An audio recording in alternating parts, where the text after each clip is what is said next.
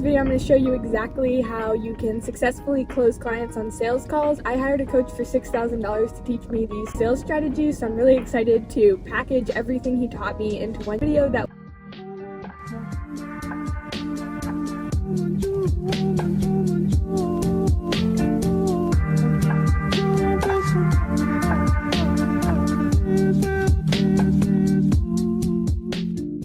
So I have it all written down inside a Notion document on my phone, so I'm going to talk you through it, and I'm actually going to share the exact sales script on the screen during this video. That way you can use these strategies in your own business to successfully close clients.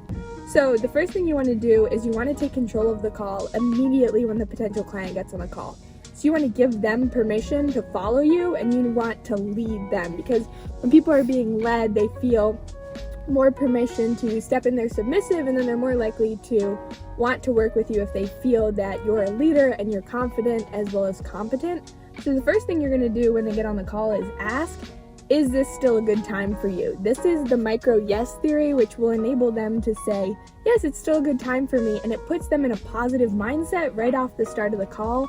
And then you're also taking control of the call. That way, when a client gets on a call, they don't feel like overwhelmed or they don't know what's about to happen. So first you're going to say, is this still a good time for you? Second question you're going to ask is going into market research and figuring out why they booked this call. Basically, the goal of a sales call is to get them to convince themselves that they want to hire you instead of you convincing them why they should hire you. So the next thing you're going to ask is, what motivated you to reach out and book this call in the first place?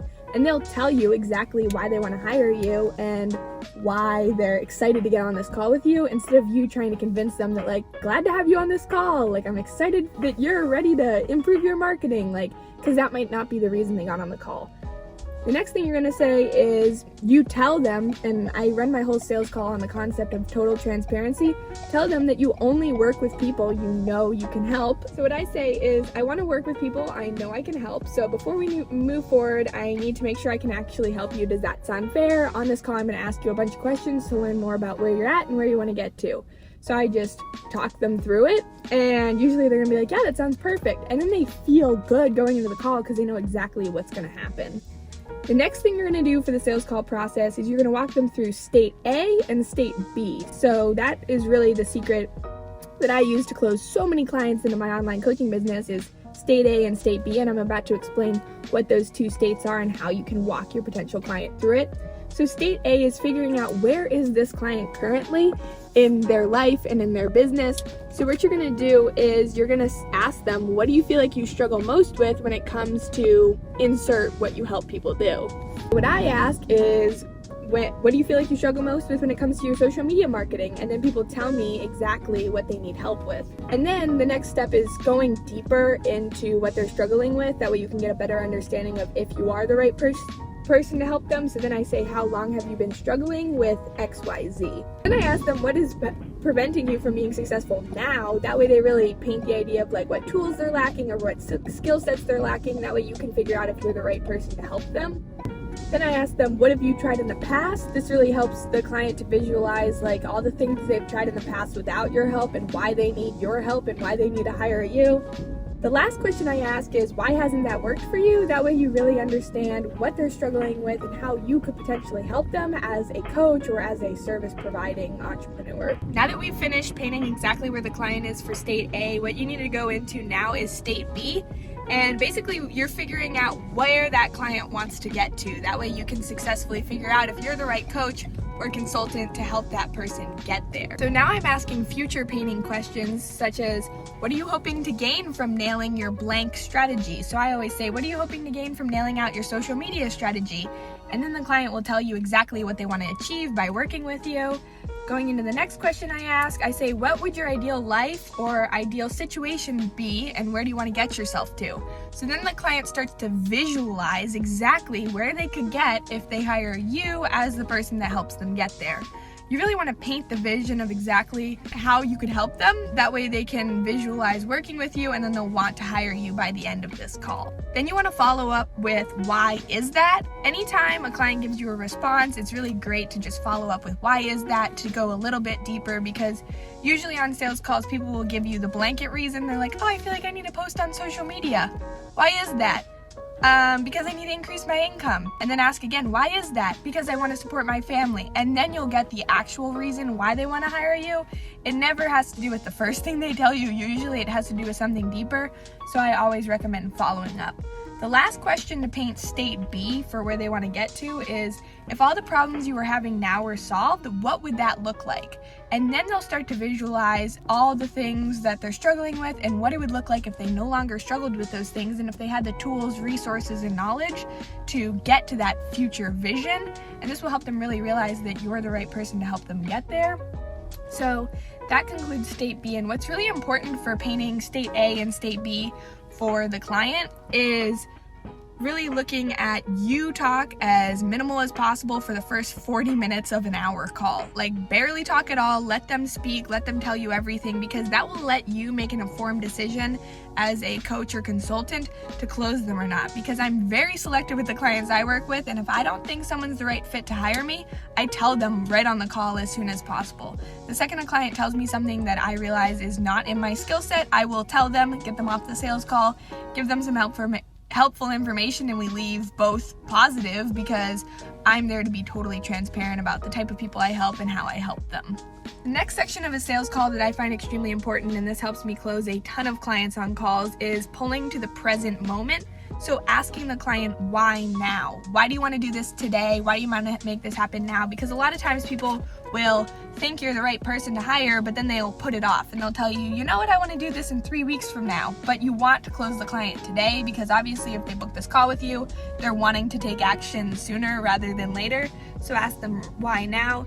Then what you're going to do is you're going to state their current situation and then state where they want to go. That way you show them that you were listening really intently for the first half of the call. So I will state where they're currently at. For example, it sounds like where you're at is you're struggling to sign clients from social media, and where you want to get to is a place where your business is hitting over $20,000 months, and you feel like your content strategy is aligned, and you feel like you have a content repurposing system set up. And then I ask them, is that where you think you are? And almost every single time the client goes, oh my gosh, that's exactly where I am, that's exactly how I feel. And then they feel so confident hiring you, because they know that you've been intently listening and taking notes during the entire process. What you're going to go into next is, I ask them, based on what you said, it sounds like you want to achieve blank. So I'll be like, based on what you said, it sounds like you want to have a booked out calendar filled with clients. And then they will usually confirm that and say, yes, that's exactly what I want. Then what you're going to do is go into asking them questions. So I then ask, why do you think you need my help to get there? And then the client will tell you exactly why they think they need you, instead of what a lot of people do on sales calls, which is not helpful in signing clients, is they'll be like, well, I'm really good at helping people because, and then you explain and you justify. But when you're explaining and justifying your worth to a client, they already don't want to hire you, because you shouldn't have to sell yourself. They should sell themselves on you. So I ask them, why do you think you need my help to get there? And then they tell me why they think they need me, which is really helpful. So I don't even have to talk about why I'm good at what I do. They tell me why they like me, because they've seen my content on social media by the time they've gotten on a call with me. Next thing I do is verbal acceptance. So on the call, if I do think this client is the right fit, I will tell them and I'll go, awesome, based on everything we've talked about so far, it looks like you'd be the perfect fit for one-on-one coaching with me. Would you like me to tell you a little bit more about what that has to offer? So you ask permission before you sell them on your service, before you sell them on your high ticket service. That way they feel really comfortable moving into the pitch part of the call, and they don't feel caught off guard.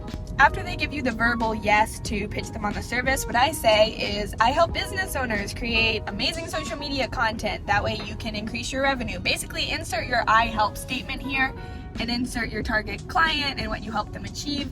That way they feel really great moving forward.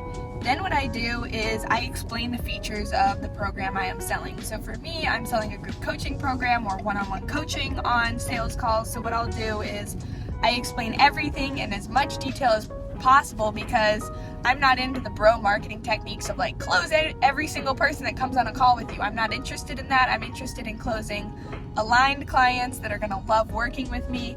So I explain absolutely every feature of what it's like working with me. That way the client can make an informed decision on whether or not they want to hire me. So I'll tell them stuff like we meet once a week for an hour, the program's 6 months, the program's 8 months, whatever length your program is. And then I find that's the perfect amount of time to deal with the things you're struggling with, and I just talk through everything. Once I finish explaining the program, and I will screen share to show them some resources on my laptop, then you want to get the objections out of the way before you pitch pricing. So this is the biggest mistake I see business owners make on sales calls, which is why I find business owners don't close at the level that I can close on a sales call, is they will just jump straight into pricing without first handling questions. You want to get rid of all the client's objections and questions before you pitch pricing. This part is key. So what I do before I pitch pricing, I say, is everything super crystal clear before we move forward? Usually the client will ask a few more questions. Then after they ask those questions and I answer them in as much detail as possible, what I do is I ask again, awesome, do you have any more questions? And then I ask them before we move into the investment side of this whole thing. So I'm always telling people that we're about to move into the investment side of this. That way they feel really good and they know where you're leading them and they feel confident moving forward. You cannot ask this question too many times. Always make sure that the client feels like they have all their questions answered moving forward. And then this is the most important part of the call I find, which is pitching the price. So what I do is you want to pitch all the benefits again. That way you can recap their memory, and then you're going to pitch pricing, and then you go completely silent.